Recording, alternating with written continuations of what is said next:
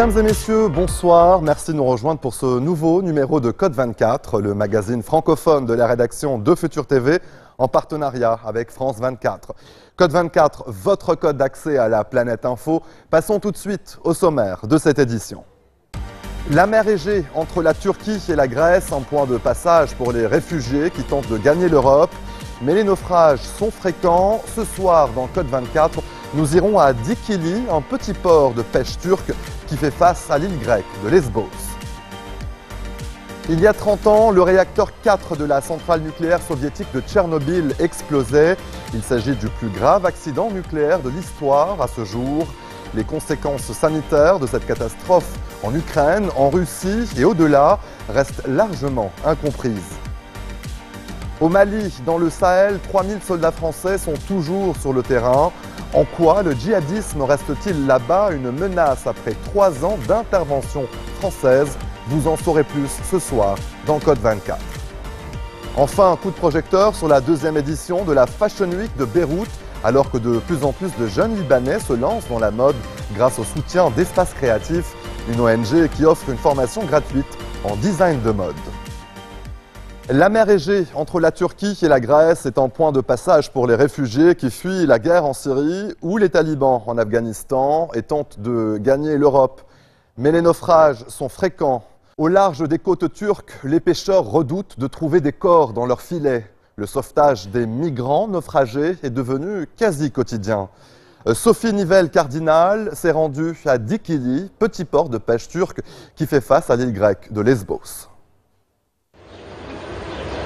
Dikili est un petit port de pêche de la mer Égée. L'été, c'est une station de vacances prisée des citadins d'Istanbul et d'Ankara.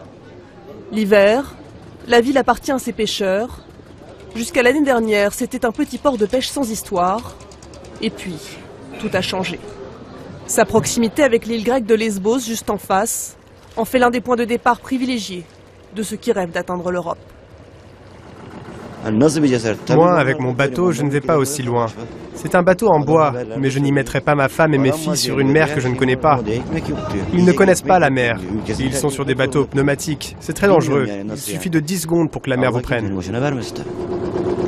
À Dikili, l'hiver n'a jamais été aussi meurtrier. Et le quotidien, jamais aussi morbide. Tout a changé maintenant. Le matin, quand on part en mer, on se demande si on va avoir des morts dans l'eau, s'il y a eu un accident. On endort mal la nuit. Une fois, avec le gros bateau, on a sauvé 57 personnes. En janvier, il n'y avait jamais eu autant de morts. Une fois 5, puis 13, 8, 16, 33. Ça n'arrêtait pas. Et une fois, 25 corps ont été ramenés dans des sacs ici dans le port. Une fois, j'ai vu un homme. Il avait 7 enfants. 6 sont morts. Un seul a survécu. Et lui, je l'ai entendu hurler. C'est l'une des pires choses que j'ai vues. Les eaux grecques sont à moins de 10 km. Mais la traversée de la mer Égée est désormais l'itinéraire le plus meurtrier au monde pour les migrants. Depuis le début de l'année, plus de 350 personnes y ont trouvé la mort.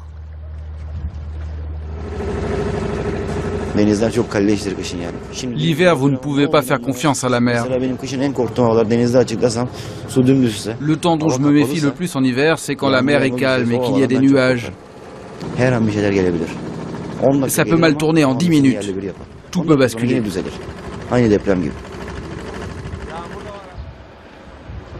Sur la côte plus au sud, dans la très chic station balnéaire de Çeşme, une petite association locale tente de combler les besoins de base des candidats au départ. Ici, tous les dons proviennent des habitants de la ville. J'habite au bord de la mer et j'ai peur pour eux. Quand il fait beau, je me dis, c'est bon, ils pourront traverser. Quand je sors mon chien, je me demande si je vais les voir traverser. Est-ce que je ferais si je les voyais?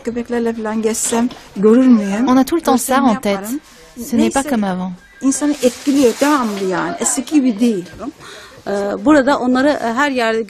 Je vois bien qu'ils sont dans des situations désespérées. Certains n'ont que des claquettes aux pieds. Ils n'ont que les vêtements qu'ils portent. Ils ont quitté leur pays comme ça. Nous faisons ce que nous pouvons pour les aider avec cette association.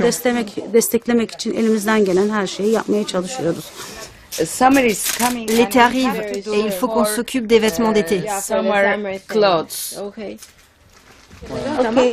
Un local a été mis à disposition par un commerçant. Les bénévoles sont des étudiants, des retraités, mais aussi quelques volontaires venus d'ailleurs. J'étais en chemin pour Chios en Grèce. Mais il y a déjà beaucoup de gens là-bas qui aident. On entend toujours parler de ce qui se passe du côté grec. Mais ici aussi en Turquie, il se passe beaucoup de choses. Vous allez en Europe? En Grèce? Ou vous restez ici en Turquie?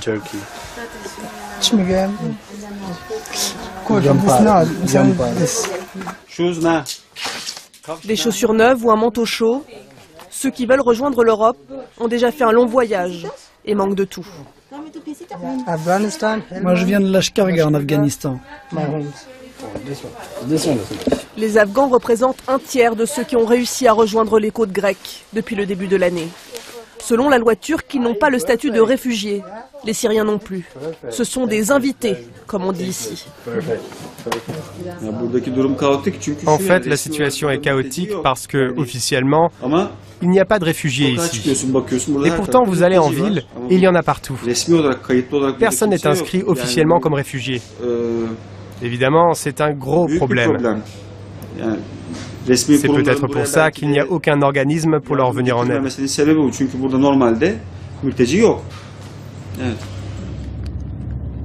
Tous les jours, les bénévoles de l'association distribuent de la nourriture dans les hôtels bon marché de la ville.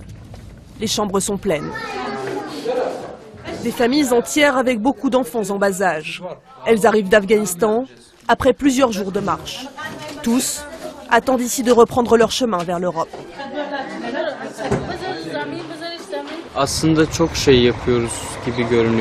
Peut-être ça semble beaucoup ce qu'on fait.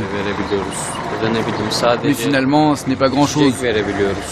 On ne fait que leur distribuer de la nourriture. Quand ils partent, on se sent désespéré ou en colère sur la manière dont fonctionne le monde. Ça me rend malade de voir comment ça se passe.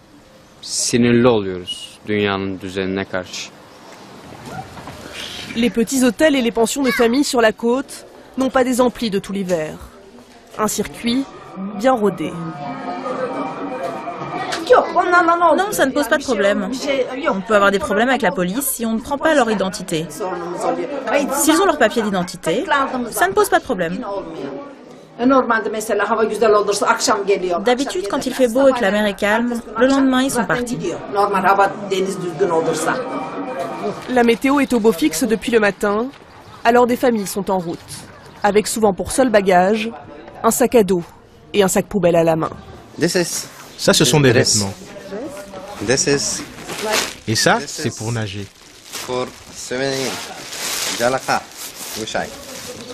Un gilet de sauvetage comme seule assurance tout risque et encore plusieurs kilomètres avant de rejoindre le point de départ sur la côte. Pour ces migrants, la Turquie n'est qu'un point de passage dans un très long périple. L'année dernière, plus de 800 000 personnes ont emprunté cette route pour rejoindre l'Europe. Et malgré les nouveaux accords avec l'Union européenne, malgré les frontières qui se ferment en Europe, ils sont encore plusieurs centaines à tenter chaque jour la traversée de la mer Égée. Le point de ralliement est un village de tourisme abandonné sur la côte. Depuis plusieurs jours, certains attendent là de pouvoir traverser. Je ne peux pas traverser. Il y a des problèmes. La mer est agitée. Oui, c'est ça, la mer est agitée. Parmi les familles, les passeurs. Mais ici, personne ne les dénoncera. Tout le monde veut traverser.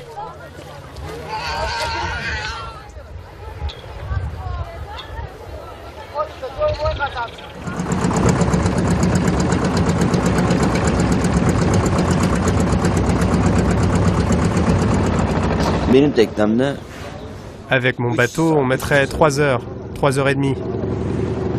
Je ne peux pas le faire, j'ai vu trop d'enfants morts.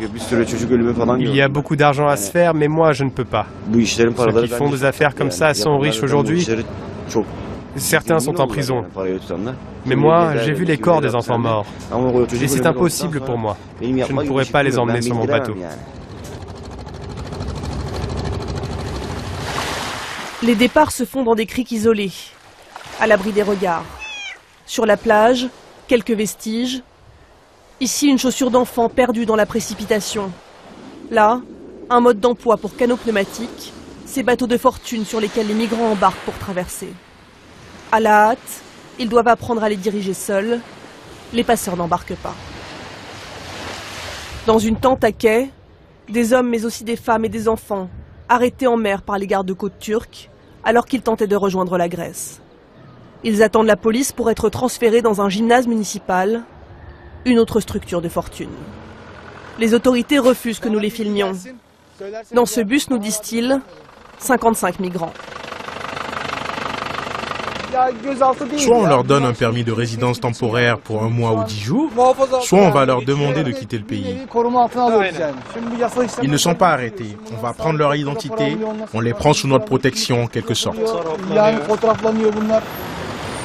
À 2 heures de là, à Izmir, la 3e plus grande ville de Turquie, les passeurs ont pignon sur rue dans le quartier de la gare, le quartier de Basmané. Celui-là a de la silicone à l'intérieur, et j'en vends 10 à 15 par jour. Cet homme n'en dira pas plus, il fuit la caméra. À près de 20 € le gilet, c'est déjà un business lucratif. Même si certains ont des scrupules et préfèrent rentrer leurs produits d'appel quand nous filmons. L'été dernier, la traversée coûtait jusqu'à 1 200 € par personne. Après l'hiver meurtrier et les nouveaux accords avec l'Union européenne, les prix ont chuté de moitié. C'est toujours une fortune, surtout quand on échoue. Dans un petit hôtel d'Izmir, nous rencontrons un groupe de Syriens d'Alep. Plusieurs familles d'un même quartier se sont retrouvées ici en Turquie pour partir ensemble en Europe. Les adultes refusent d'être filmés, la peur de la dictature est toujours là. Mais ils nous racontent leur première tentative. On a fait la traversée pour aller en Europe. On n'était pas loin, à 500 mètres de la Grèce. Et les gardes-côtes nous ont attrapés. On n'a plus rien, on a tout vendu. Maintenant, il faut qu'on emprunte de l'argent pour traverser. On doit y aller. Nous n'avons nulle part d'autre où aller. Je n'ai pas peur, non. C'est toujours mieux de mourir en mer plutôt que sous les bombes en Syrie. Les plus fragiles, les femmes et les enfants, sont les premières victimes des naufrages. Dans le grand cimetière d'Izmir, un carré aux allures de terrain vague est désormais réservé à ceux qui sont morts en mer et que personne n'a reconnus. Ils sont seulement identifiés par des numéros. Leur ADN a été prélevé si un parent venait à réclamer un corps. Près de la moitié sont des enfants. Des enfants de 2 ou 3 ans, de 6 ou 8 ans. Ils devraient être en train de jouer. Mais maintenant, ils sont enterrés ici. Ils n'ont plus de famille, ils n'ont plus personne. À Dikili, les pêcheurs comptent sur le retour des beaux jours pour mettre fin au cauchemar de l'hiver. Mais personne ne se fait d'illusions. Plus rien ne sera comme avant. Tout a changé. Quand je pose mes filets en mer, je me dis qu'on pourrait attraper un corps. C'est étrange de se dire ça. Je me demande ce qu'il y a au fond de la mer. Après l'hiver, les pêcheurs se préparent à être témoins de nouveaux drames. Dans le cadre des nouveaux accords entre l'Union européenne et la Turquie, c'est à Dikili que doivent être déportés ces réfugiés, dont l'Europe ne veut pas. Restez des nôtres, on se retrouve après cette très courte pause. A tout de suite.